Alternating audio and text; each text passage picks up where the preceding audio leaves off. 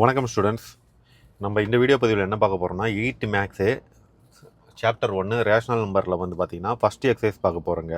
இதில் first question என்ன அப்படின்னு பார்த்தீங்கன்னா, state which of the following are not rational number, give reason அப்படின்னு கேட்டிருக்காங்க. கீழே இருக்கிற அந்த சம்மில் எதுலாம் ரேஷனல் நம்பர், எதெல்லாம் ரேஷனல் நம்பர் இல்லை, ரேஷனல் நம்பருக்கும் இல்லை அப்படின்னா அதுக்கு ரீசன் என்ன அப்படின்னு கேட்டிருக்காங்க. ஃபஸ்ட்டு ரேஷனல் நம்பர்னால் என்னன்னு நம்ம புரிஞ்சுக்கணும் இல்லைங்களா.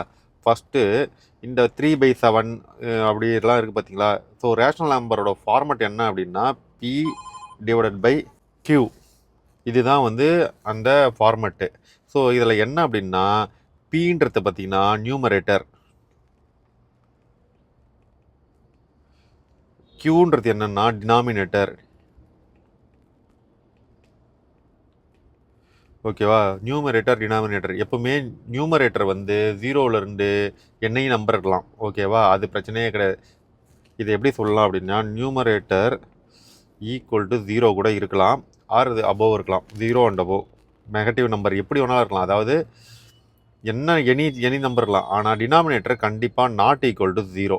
நாட் ஈக்குவல் டு 0ன்னு இருந்தால் மட்டும்தான் அது வந்து நம்மளுக்கு வந்து ரேஷனல் நம்பர். அப்படி பார்க்கும்போது பார்த்திங்கன்னா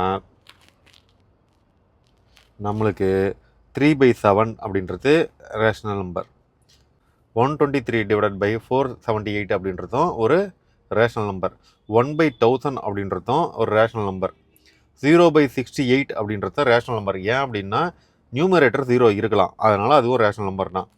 இப்போது 893/0 அப்படின்றது ரேஷனல் நம்பர் இல்லை. ஏன் அப்படின்னா டினாமினேட்டர் 0ன்னு இருக்கக்கூடாது, ஆனால் டினாமினேட்டர் 0ன்னு இருக்கிறதுனால அது ரேஷனல் நம்பர் இல்லை.